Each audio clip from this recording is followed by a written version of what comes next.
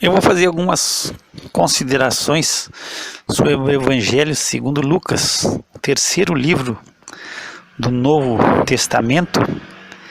E esse Evangelho, que Evangelho significa boas novas, então vai ser as boas novas segundo a visão de Lucas. E Lucas, ele vai ser muito minucioso. Se já pegar o capítulo 1, ele diz que muitos tinham aprendido colocar em ordem essa narração dos fatos sobre a vida de Jesus, mas ele também pareceu também para ele conveniente ele também por sua ordem ele informar a um amigo chamado Teófilo minuciosamente tudo desde o princípio. E pelo que ele dá a entender, o Teófilo já estava informado já. E ele quer só trazer a certeza no coração de Teófilo. Possivelmente Teófilo já fosse cristão. E aí Lucas está escrevendo para ele confirmar a fé dele. Ele diz: tu já está informado de tudo, eu só quero para te conhecer a certeza das coisas. Eu pesquisei minuciosamente. E Lucas é o único, a princípio pelos patriarcas da igreja, ele é conhecido como da Antioquia, da Síria. E ele, a princípio, ele é gentil, ele é o único escritor da Bíblia, de um livro da Bíblia. Ele escreveu 2 livros, escreveu Lucas e Atos, o Evangelho de Lucas e Atos dos Apóstolos. E ele é o único gentil, não existe outro. E ele está fazendo essa mensagem, os 2 tratados ele fala para Teófilo. E ele é muito criterioso. Nós vamos ver que o Evangelho de Lucas é o maior, embora que não tenha o maior número de capítulos, mas é o maior em extensão de todos. E ele procura ser muito minucioso. Lucas era médico e ele foi companheiro de Paulo. Ele acompanhou Paulo, desde que ele se junta a Paulo, ele acompanha Paulo até o final da vida dele. E diz que Lucas morreu com 84 anos. E ele tinha, segundo eu li que ele tinha escolhido a cidade de Filipos para morar. Quem sabe depois da morte de Paulo. E Lucas, ele vai ser um escritor diferente. Quando nós temos Marcos, que Marcos é conciso e preciso, e ele quer mostrar a Jesus como servo, o sofredor, aquele que veio para servir, que sofreu e que aguentou o sofrimento e que padeceu. Lucas vem nos mostrar o Filho do Homem. Então ele vem mostrar Jesus como o Filho do Homem. Ele vem mostrar com Jesus como o que Daniel profetizou, aquele que vai herdar o reino de seu pai. Ele começa no capítulo 1 predizendo o nascimento de João o Batista e de Jesus Cristo. Então ele já começa contando a vida de um sacerdote, Zacarias, e sua mulher Isabel, e a esposa era estéril. Mas o anjo aparece para Zacarias quando ele está no templo, ele está oferecendo, pelo que Lucas escreve, ele caiu por sorte para ele. E coube ele de entrar no templo e oferecer o incenso. E nesse momento, o anjo Gabriel se apresenta e traz a notícia de que ele vai ter um filho, que a mulher dele vai ter um filho e que o nome dele vai ser João, e que ele vai vir, segundo o anjo falando. E aqui é interessante nós pegar aqui no versículo 17, que ele vai ir adiante do Senhor, que ele vai anteceder o Senhor Jesus Cristo no espírito e poder de Elias. E aqui é importante que muitas vezes se eu gosto de bater essa ponto que João Batista não é a encarnação de Elias, porque primeiro que a Bíblia não ensina, a Bíblia não tem nenhum ponto que venha a apoiar a reencarnação. A Bíblia diz que depois da morte vem o juízo, não tem mais volta. Mas ele explica que por que se diz que Elias vinha primeiro, porque ele vem no poder e no espírito de Elias. Mas Elias, ele não morreu. Elias, ele foi levado ao céu num redemoinho. E ele não morre. Então ele jamais, mesmo que houvesse a possibilidade de haver uma reencarnação, ele não seria de Elias, porque Elias não morreu. Então o anjo Gabriel, ele fala, e só que Zacarias ele fica incrédulo. E aí é interessante aqui que Gabriel fala que ele é que assiste diante de Deus. Existe uma tradição, dizem que existe uma tradição dos judeus, que tem 7 arcanjos que assistem na presença de Deus. Embora que a Bíblia não diga que Gabriel é um arcanjo, diz que ele é um anjo. Mas a tradição judaica diz que são 7 anjos, e ele diz assim que ele assiste na presença de Deus. E ele foi enviado, mas Zacarias vai ficar mudo, porque ele não crê. E quando ele volta, que a esposa concebe, a esposa fala algo tremendo, que assim, Deus atentou para ela e destruiu o opróbrio. Quer dizer, era uma vergonha naquela época, era o motivo de vergonha não ter um filho, trazia muita tristeza, porque aí o nome do pai ele se perdia. Então ele vai ter um filho, aí depois de trazer as novas Zacarias, o anjo vai aparecer a Maria e vai também trazer a mensagem do nascimento do nosso Senhor Jesus Cristo. Aqui também tem no versículo 35, tem algo interessante. Aqui no finalzinho do versículo diz assim, se tu tem a Bíblia corrigida, no versículo 35, vai dizer assim, ó, será chamado Filho de Deus. Mas diz que isso não está no original, diz que assim, teria assim, que ele tinha de nascer é filho de Deus, e não é será chamado, diz que no original está como é filho de Deus. Então, ela vai ter um filho, e ela já está desposada de José. No capítulo 1 ainda nós vamos ver o nascimento de João Batista e o cântico de Zacarias. No segundo, nós vamos ver no capítulo 2 já o nascimento do nosso amado Senhor Jesus Cristo. Então é interessante porque era profetizado por Miqueias que ele ia nascer em Belém. Eles moravam na Galileia, mas como houve um alistamento, eles tiveram que descer para onde era a origem deles da família, porque eles são de origem de Davi. Aí eles vêm em Belém e ali vai nascer o nosso amado Senhor Jesus Cristo. Ao 8º dia, ele vai ser circuncidado, como era costume. A circuncisão, muitas vezes a gente fala, circuncisão, o que é circuncidar? A gente fica um pouco assim de que é a circuncisão. Então, é cortar o prepúcio, a parte que cobre a ponta do órgão genital masculino. Então, aquela parte era tirada.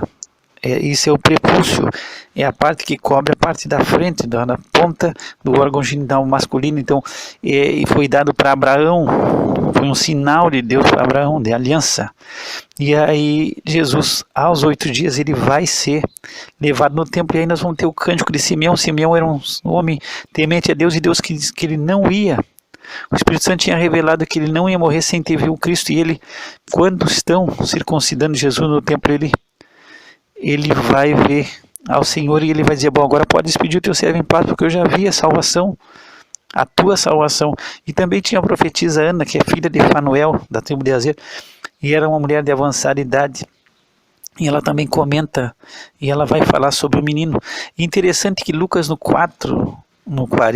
versículo 40, ele fala sobre o crescimento de Jesus. Tu não vê outro comentário. Ele diz assim, ele fala que Jesus cresceu e fortaleceu-se no Espírito, cheio de sabedoria, de graça, e a graça de Deus estava sobre ele. Também depois, quando Jesus tem 12 anos, ele fala sobre, só ele comenta esse caso, que Jesus foi no templo, foram a Jerusalém, e Jesus permanece no templo. Depois nós começamos no capítulo 3 com a pregação de João Batista. João Batista traz uma mensagem de arrependimento e de cobrança. É uma mensagem que, se tu vai analisar, é para fugir à audiência, não é para... hoje a gente vê muita mensagem, ninguém quer perder ninguém. Todo mundo quer ganhar, então muitas vezes a mensagem vai se adequando com o que pode a audiência ouvir, se não pode falar nada pesado, porque senão as pessoas vão embora. Então é complicado, isso aí é uma coisa equivocada. Nós mas nós pregamos de acordo com a audiência, porque a audiência vai poder ouvir. Diz que nos Estados Unidos, em algumas igrejas, não pode nem falar que existe inferno, é proibido falar que tem inferno, que tem condenação, não pode falar nada. E se faz propaganda, não, aqui não tem enxofre, aqui não tem inferno, não tem nada. É como para agradar, para ser uma mensagem para todo mundo gostar. E não é assim. Nós vamos ver aqui João Batista, ele pega pesado. Eu acho que se ele tivesse numa igreja dessa, ele corria todos, porque ele chama a audiência dele, quando ele vê a multidão que saía para ser batizado, estão ali para congregar com ele, ele chama de raça de víboras. Então, se tu chegasse hoje no púlpito e gritasse raça de víboras para o povo, no outro culto, tu estava sozinho, tu não tem mais ninguém dentro da igreja. O pessoal vai embora porque ninguém quer mais ouvir nada. As pessoas querem ouvir o que lhe convém. E ele fez uma mensagem pesada porque ele tem que produzir frutos dignos de arrependimento. Aqui também tem uma parte interessante aqui, ó. Nós temos, eles falam, né? Temos por Abraão por pai, por eu vos digo que até destas pedras pode Deus suscitar filhos a Abraão. Aí ele fala de umas pedras aqui, que até dessas pedras. Aí dizem, eu já vi comentarista dizer que ele batizava no outro lado do Jordão e que possivelmente ele estava em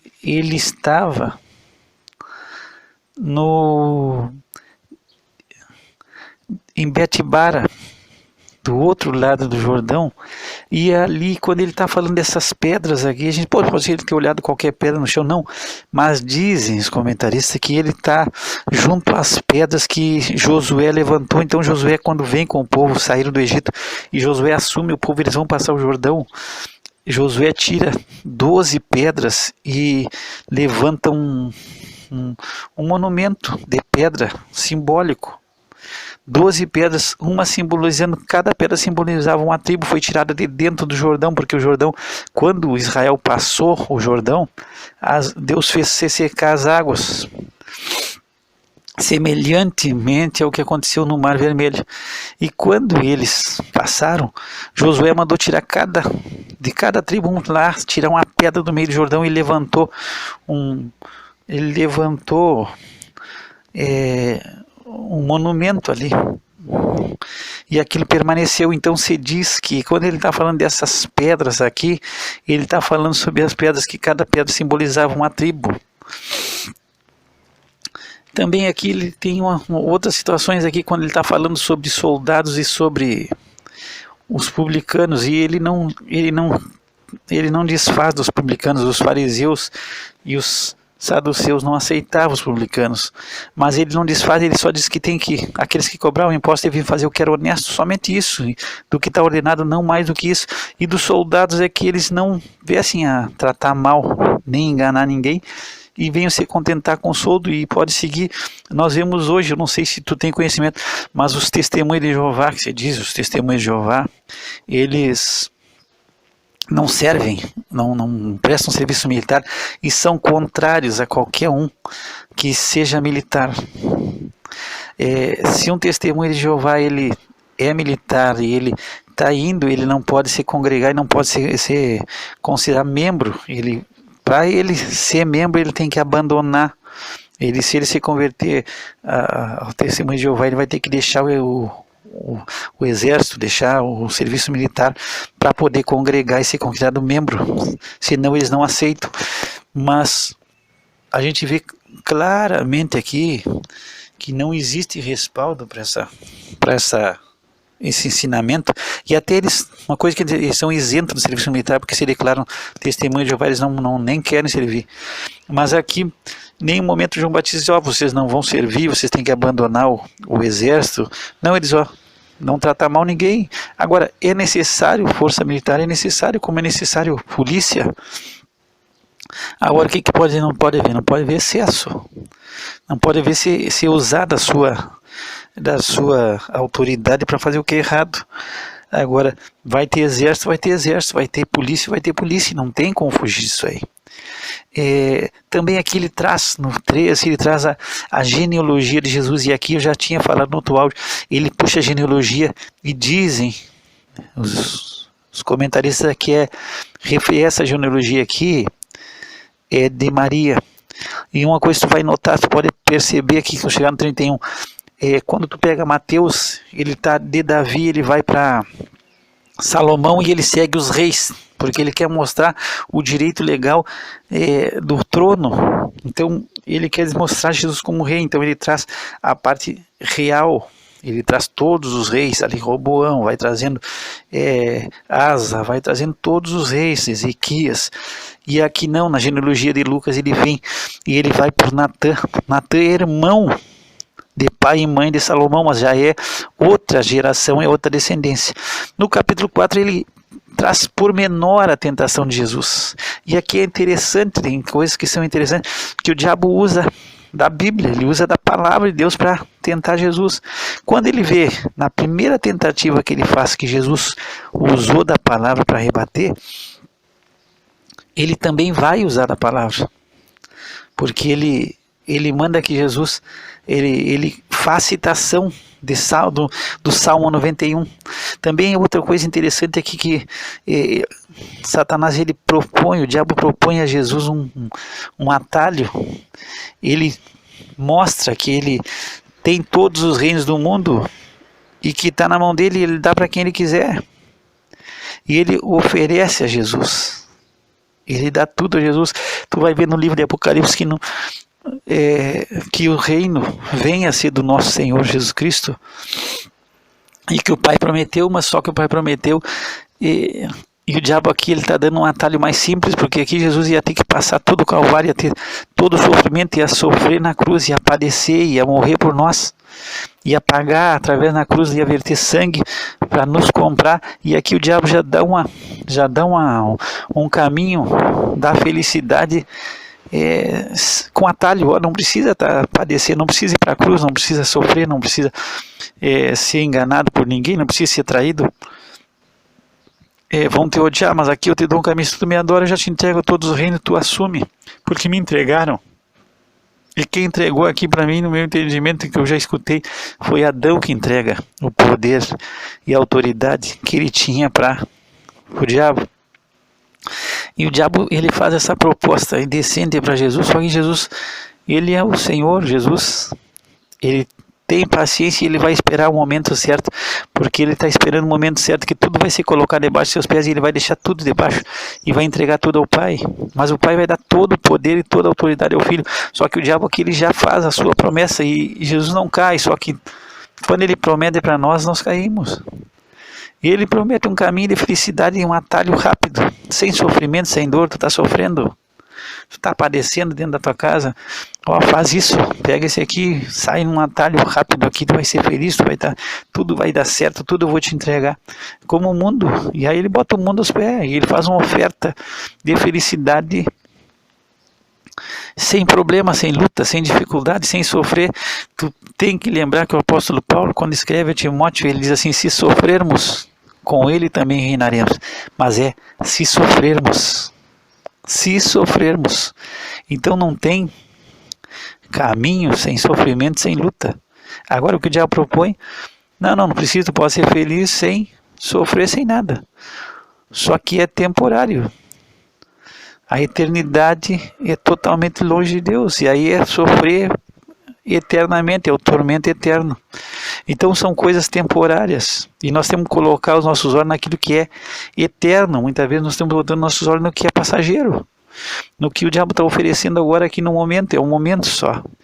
Nós estamos olhando o presente e nós temos que colocar os nossos olhos no futuro.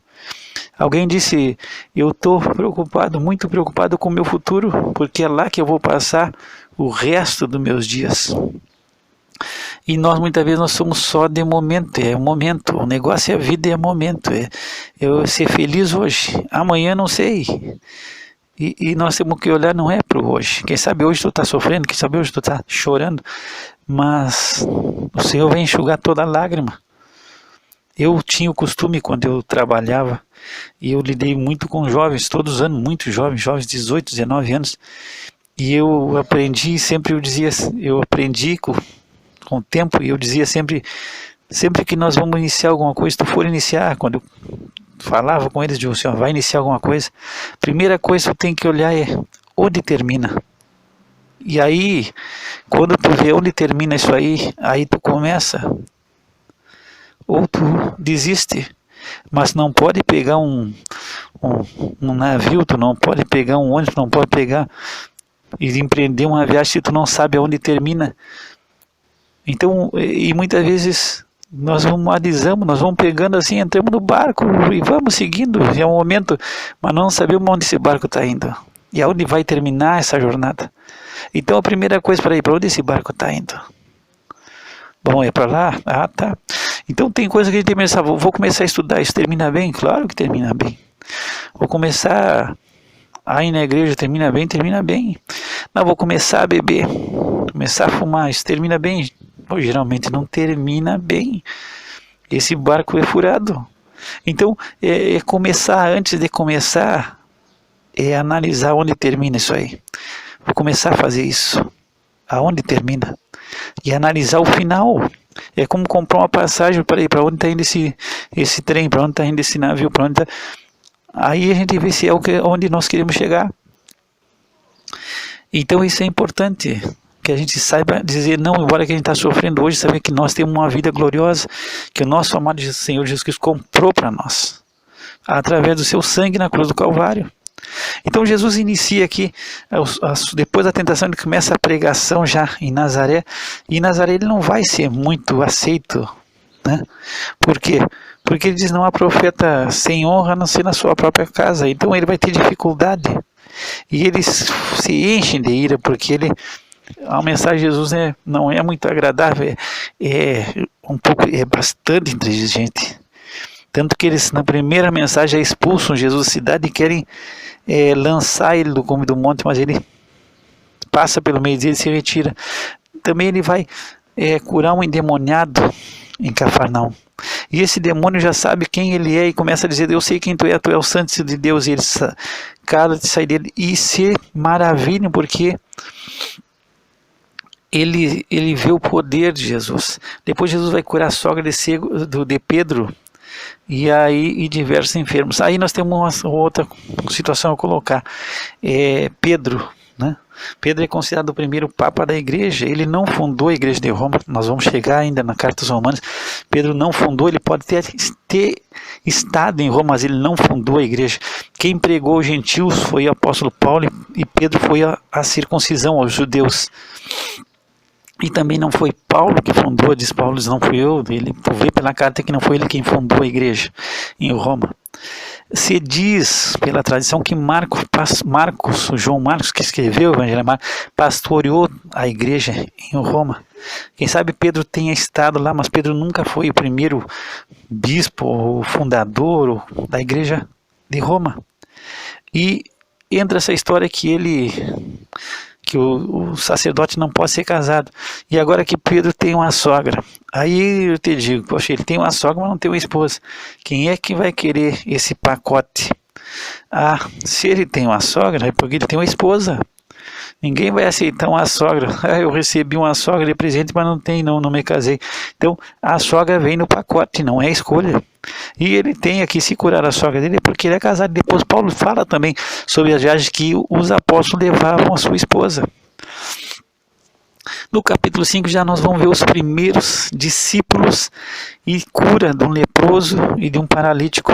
E essa história do leproso já falei sobre no livro de Marcos, que ele toca no leproso e depois ele declara a cura.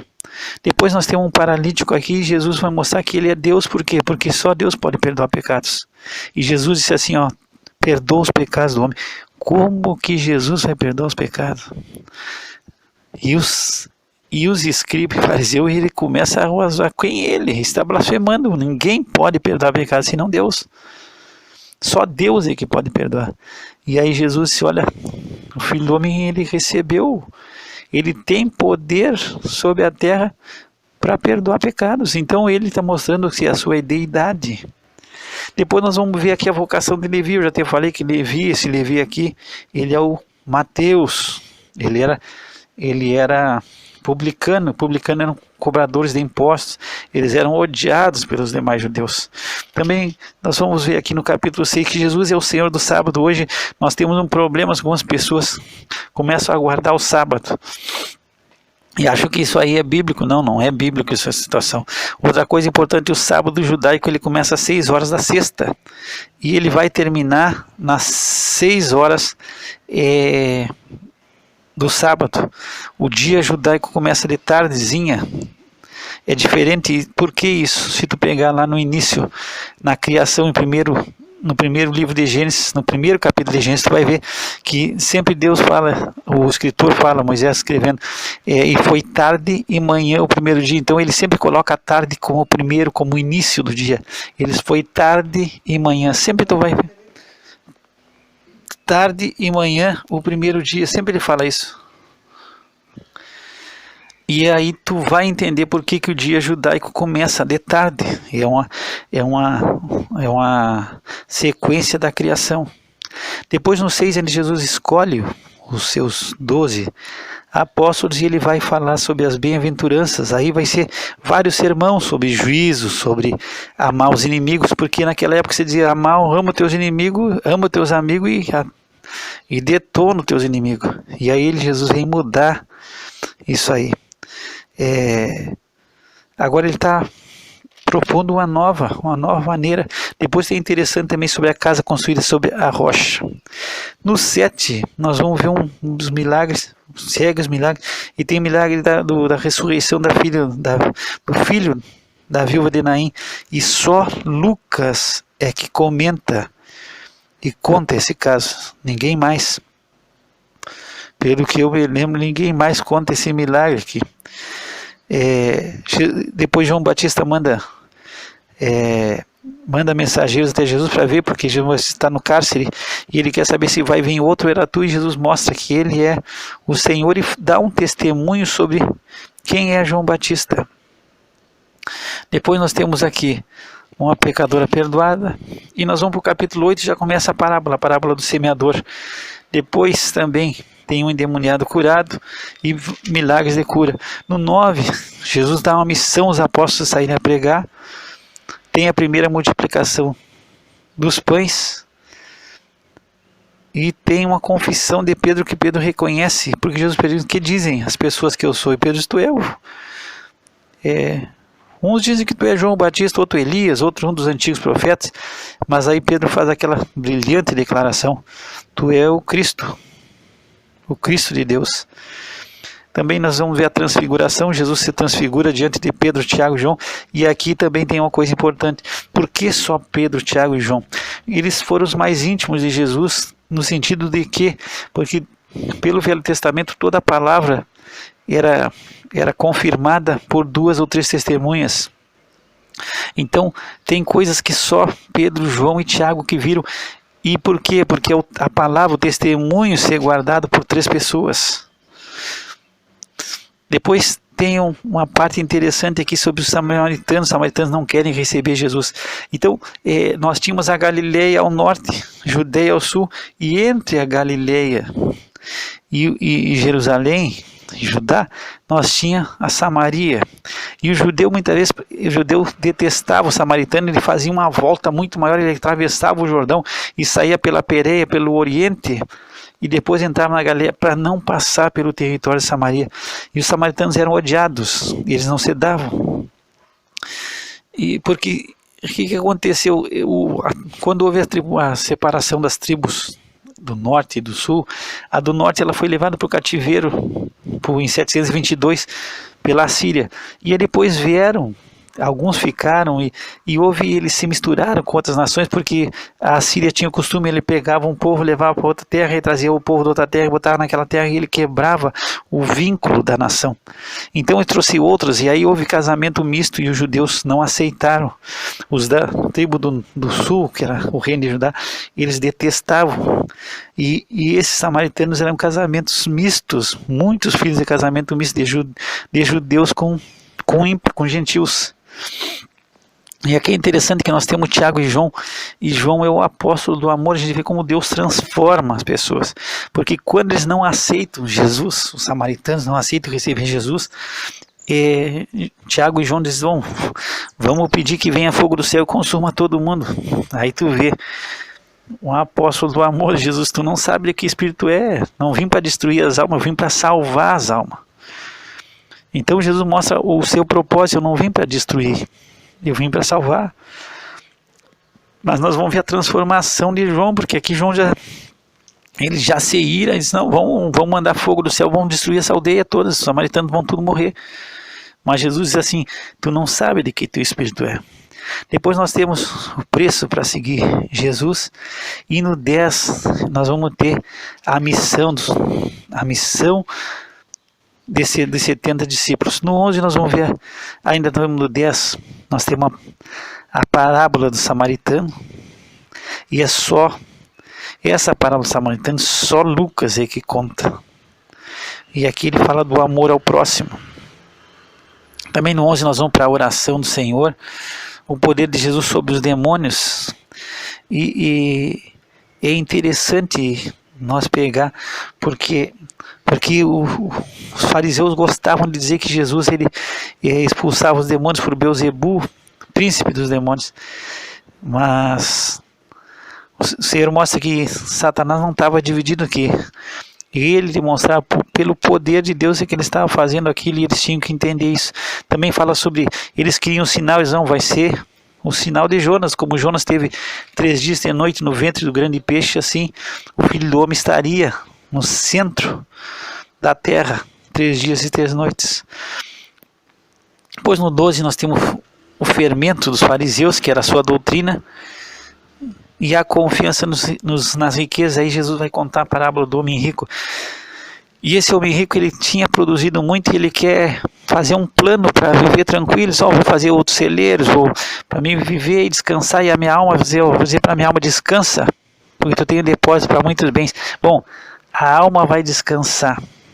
Ele está dizendo para a alma dele, olha, come, bebe, folga, descansa. E aí Jesus fala assim, por aí, tu é louco, e se tu morrer hoje, para onde vai essa alma que tu está querendo que essa alma descanse? Para quem está preparado? Então aqui aquela pessoa faz um plano para viver, tá, minha alma descansa, agora tem muitos anos, sim, mas isso, qual é o plano para o além? Aonde tu vai passar a eternidade? Não tem plano nenhum. Se hoje te pedir tua alma, tu está perdido. Então isso é interessante de nós vermos. Eu vou passar um pouco mais rápido, porque o áudio já ficou muito demorado. Nós vamos ver no capítulo 13 a necessidade de arrependimento. Aí nós vamos ter várias parábolas. Vamos começar com parábolas aqui. E é interessante, no 14 nós temos instruções sobre humildade, a parábola dos convidados. No 15 é coisa com achados e perdidos. Nós vamos começar com uma ovelha perdida, depois uma dracma perdida e um filho perdido. Tudo foi achado. Pode ficar tranquilo, já foi tudo encontrado. Depois nós temos 16 do mordomo infiel, também a parábola. E uma história maravilhosa, Jesus conta do rico do Lázaro. E aqui mostra de um rico que vivia regaladamente, uma vida de rei. E não é só viver, ele vivia todos os dias regalado esplendidamente, se vestia do melhor. Esse é para um mundo bem sucedido, esse é o cara que todo mundo admira. Mas só que é a mesma coisa daquele outro rico. Ele está tudo para o presente, não tem nada para depois que ele morrer. E ele morre, vai direto para o inferno. E ele lá no inferno ele já se dá conta que ele não tem mais chance, que ele não vai reencarnar, que ele não vai voltar. Ele não está numa fila da reencarnação, não. Ele está lá padecendo e ele só lembra dos irmãos. Ele tem 5 irmãos e ele quer que chegue uma mensagem para os 5 irmãos, porque os irmãos vão ir para o mesmo lugar que ele. Então ele já se dá conta que ele não tem mais chance. Ele não diz, não, vamos reencarnar e vamos voltar. Não, ele diz assim, ele está em chama, ele morre e já está no terror, já está aparecendo. E ele sabe que não tem, mas ele se lembra que ele tem 5 irmãos que vão para o mesmo lugar que ele quer que esses irmãos sejam advertidos. E aí Abraão disse, não, eles têm a lei e os profetas. Se eles não ouvirem a palavra, e a palavra de Deus que vai fazer a diferença. Então Moisés e os profetas era o Velho Testamento, o Antigo Testamento. E eles têm que ouvir, e se não ouvir essa palavra, mesmo que alguém ressuscite, e aqui Abraão fala em ressuscitar, não fala em nenhum momento em reencarnar. Se um do morto ressuscitar, vocês não vão aceitar. Então não tem reencarnação e não há base bíblica para isso. No capítulo 17, Jesus adverte sobre os escândalos, e aí nós temos uma cura de 10 leprosos, que também, segundo o que eu vi aqui, só Lucas é que traz essa passagem. No 18 nós temos da viúva, a parábola da viúva persistente, e a história, a parábola do fariseu publicano. São duas histórias bem interessantes. Nós vamos para o 19, nós temos uma conversão de Zaqueu, um publicano. E eu gosto muito dessa parábola das minas aqui, porque aqueles que não aceitaram que o Senhor reinasse sobre eles, assim, pode trazer eles aqui, vão matar na minha presença. Então todos aqueles que não aceitaram o reino do nosso Senhor Jesus Cristo vão ter que pagar. Vão pagar, e vão pagar caro. No 20 nós temos a autoridade de Jesus sendo questionada, e nós temos a parábola dos vinhateiros. Também temos a questão do tributo dos herodianos, os saduceus com a ressurreição. Os saduceus não acreditavam em milagre, não acreditavam nos anjos, não acreditavam em vida eterna, não tinham a ressurreição, não acreditavam em nada. No 21 nós temos a viúva pobre. Já temos um pouco de Apocalipse aqui, a vinda do Filho do Homem. No 22 já a conspiração contra Jesus, e aqui tem algo interessante, que quando Satanás entra em Judas. São poucas vezes que a gente vê essa situação, mas aqui Satanás entra em Judas para que venha entregar a Jesus. Depois Jesus está no Getsemane e ele vai ser preso, e Pedro está seguindo a Jesus de longe. Mas Jesus tinha falado que ele ia, antes que o galo cantasse, ele ia negar a Jesus 3 vezes, e Pedro nega Jesus.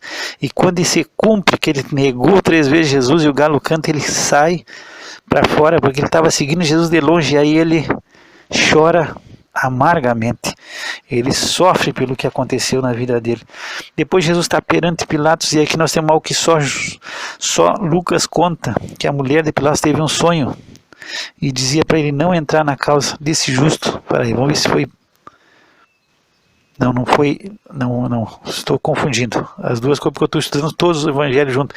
Aqui é interessante é que Herodes e Pilatos, eles se fazem amigos aqui, através da entrega de Jesus. Depois Jesus é crucificado, e aí nós temos a morte e o sepultamento de Jesus, e aí nós terminamos aqui com a ressurreição do nosso amado Senhor Jesus Cristo. Então nós terminamos o livro de Lucas. Espero que tu aproveite e desfrute da leitura desse livro em nome de Jesus. Pai, nós te damos graça pela tua palavra, pelos evangelhos, pelas boas novas do nosso Senhor Jesus Cristo, morrendo na cruz do Calvário, não aceitando a proposta do diabo de um atalho, mas seguindo o teu caminho, seguindo as tuas veredas e cumprindo a tua vontade. Nós te louvamos em nome de Jesus. Que o Senhor te abençoe e te guarde, que o Senhor faça resplandecer sobre ti o seu rosto e tenha misericórdia de ti, que o Senhor levante o teu rosto sobre ti e te dê a paz. Graça e paz da paz de Deus nosso Pai e do Senhor Jesus Cristo.